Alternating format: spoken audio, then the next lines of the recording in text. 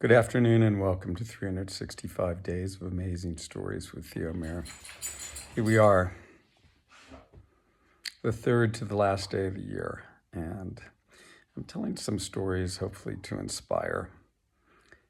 And for me, it's a reflection of, well, days in the past. So,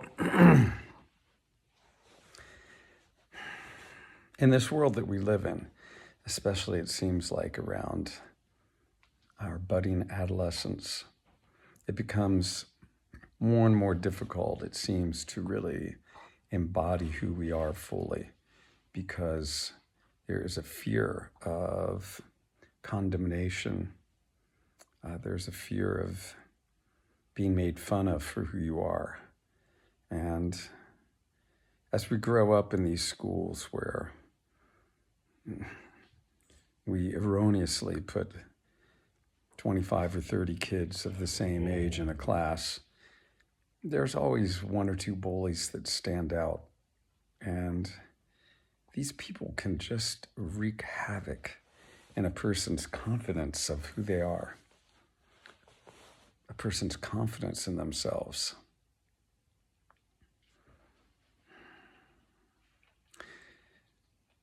I remember when I was 13, 14, how I hid away from most people my love of animals. I didn't let people know that I was an avid bird watcher.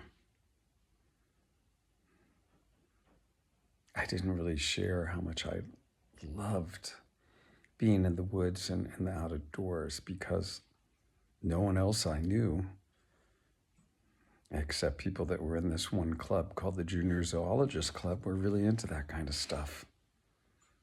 Most of the kids in my neighborhood, rode their bikes around on the streets, played games, kind of got into conflict with each other. And it just wasn't something I was into. I had been really moved by connection with animals. I'd been really moved at an early age riding horses with my mom through the woods in a place close to where we lived called Winton Woods.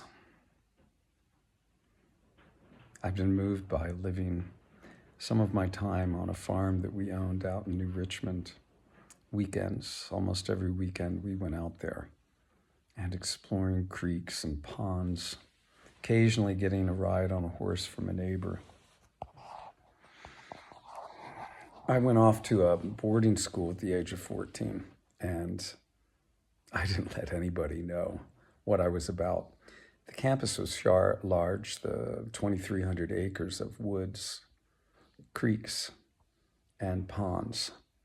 And I would go exploring through this area, tucking Peterson's Field Guide to the Birds of North America into the back of my pants and carrying binoculars over my shoulder. Off into the woods I would go to explore, to watch birds, of which there were many. It was pretty cool. And of course, I would get onto game trails and look at animal tracks and try to figure out what was there. There were beaver in the creeks there, which was pretty cool. The amazing and sad thing is that at this point in time, even bird watching is not what it once was.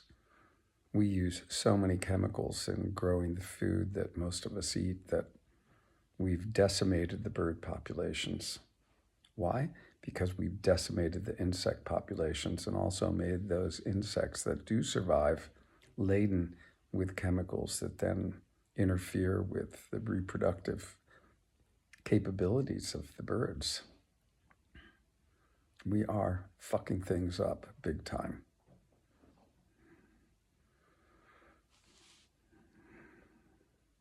At this point in time in my life, I could care less really what somebody thinks if I pull out a pair of binoculars, if I revel over a bird of prey that flies by. More and more people seem to be into that kind of thing. But it's my joy. to be out in the wilds. And even though a lot of that time that I spend out there, I've spent alone, it still is what I like the most. Can you find that inside yourself? What is it? What is it that maybe from 5th grade, around the age of, what is that, 10, 11?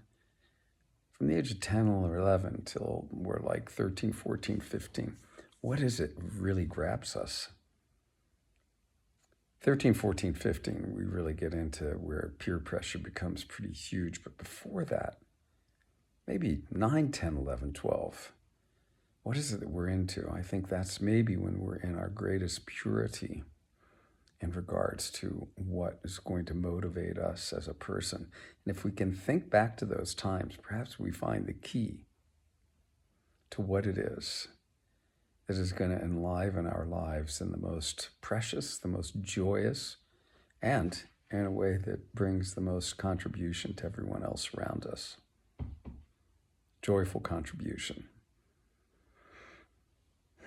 The key, in my experience and opinion, that brings us the most fulfillment.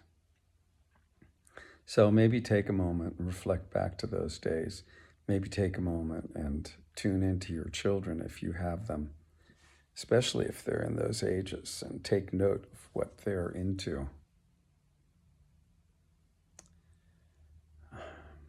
My son, when he was in 5th, 6th grade, was really into drawing houses. He was into architecture. And what does he do now? He designs and builds homes for people. Well, he mostly just builds homes and gets designs, but he really creates interior spaces that are beautiful through select materials and input of his own design, as well as his wife, who shares in that endeavor. And he's joyously contributing. Okay. Food for thought. Hope you're winding out your year in a good way.